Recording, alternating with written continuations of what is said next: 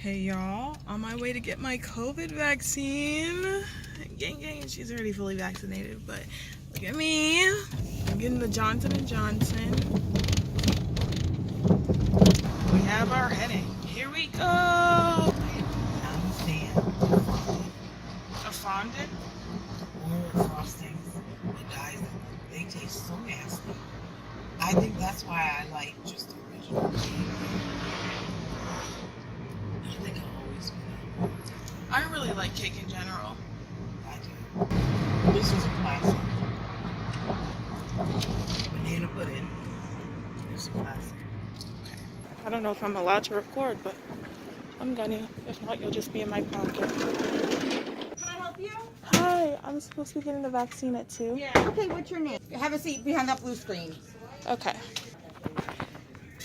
Like that. Find a little blue car, minding my business, talking to myself, probably loud as hell. But I'm sure mad people came in to record it. We're in a digital age of social media. Everyone records everything. Oh my gosh, my case is broken. My phone case. I don't know when that happened. My mom is waiting in the parking lot because she has to leave for work. My appointment was at 2. Right now it's 1:58. She has to leave for work from the house at 2:15. So hopefully everything's good. She's not out there when I leave. Well, no. Hello. Hi. How do you say your name? Ailwani. Ilani. Okay. Did you want to do your right arm or your left arm? Right. Okay. Just gonna take your temperature. Thank you. Okay.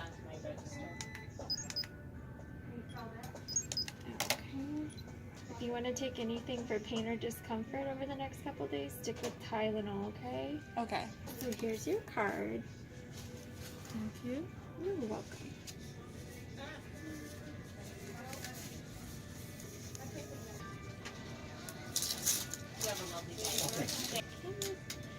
Keep it nice, loose, relaxed. Little pinch, 1, 2, 3.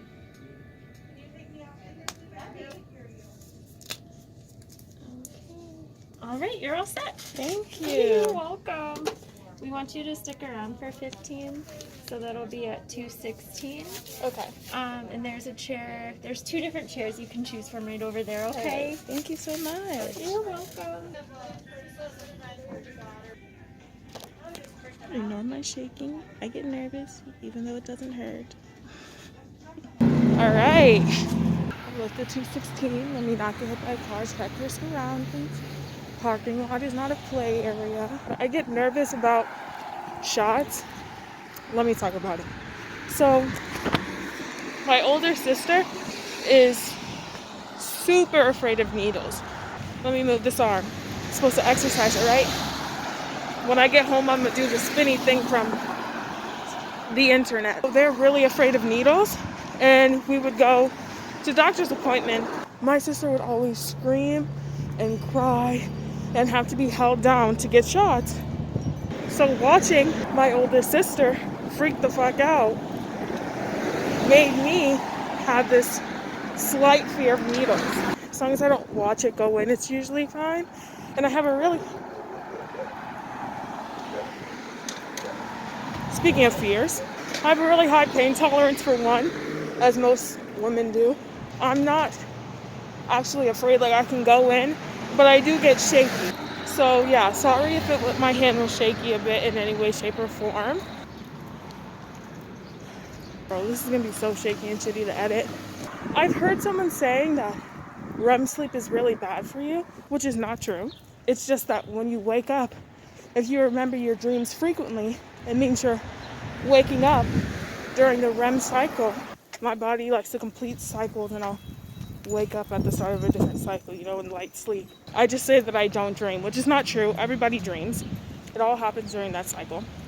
It's just whether you remember it or not. I was spending the night at a friend's house, and usually when I spend the night at this friend's house, I remember my dreams, and they're always really weird. And I think it's because we have such a different sleep schedule. But when I'm there, I go to bed late and wake up early.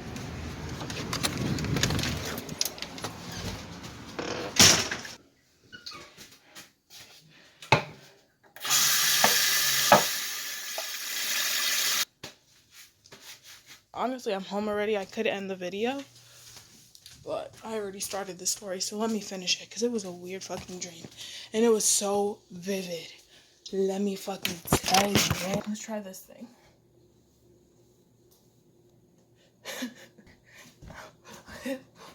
Hippity the hippity hip hop, oh, when you don't stop a rocket to the brim. So, I'm in this college classroom, like a lecture hall. It's a super big and spacious area. A bunch of tables lined up, like wooden, like a pale yellow wood, similar to this table right here, with like silver benches seated at rows and rows of that super large lecture hall. So I'm in this class, and we're all supposed to be doing this experiment. Everyone has these kits out. They're these tins, like a little larger at the top, narrower at the bottom, kind of like a coffee mug, but it's plastic, black with white writing on it, with an orange child's lock thing at the top, and then a black lid. As soon as I open mine, something goes wrong. All right?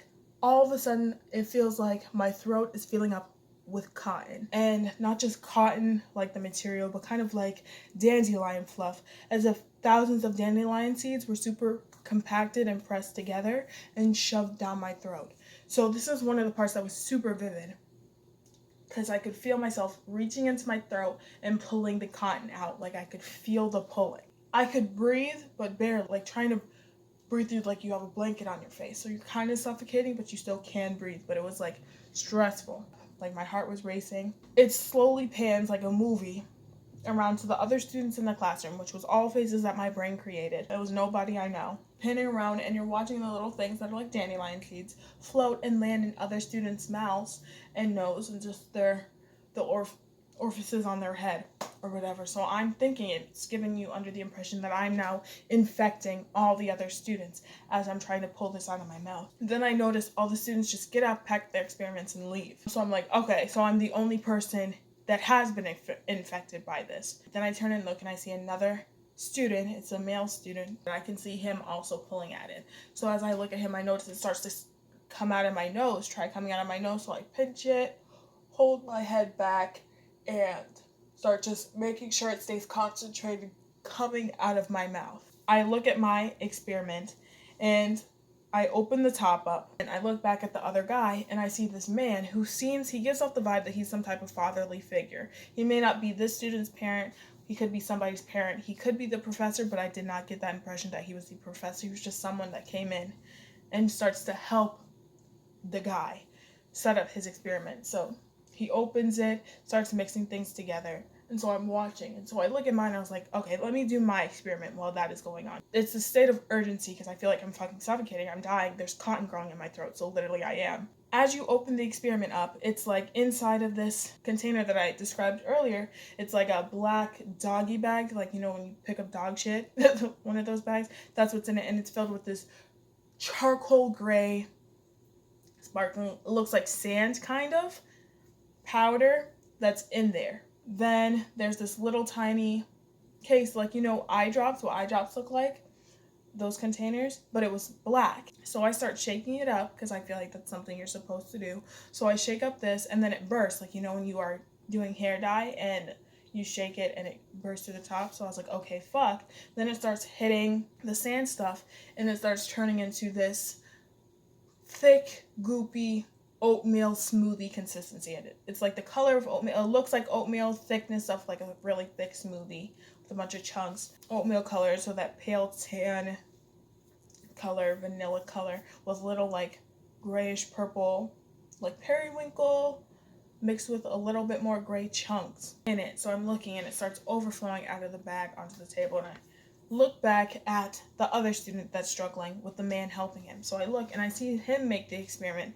He puts it in, it comes in this cup, the goop that comes out. He puts a straw, and the man gives it to the student.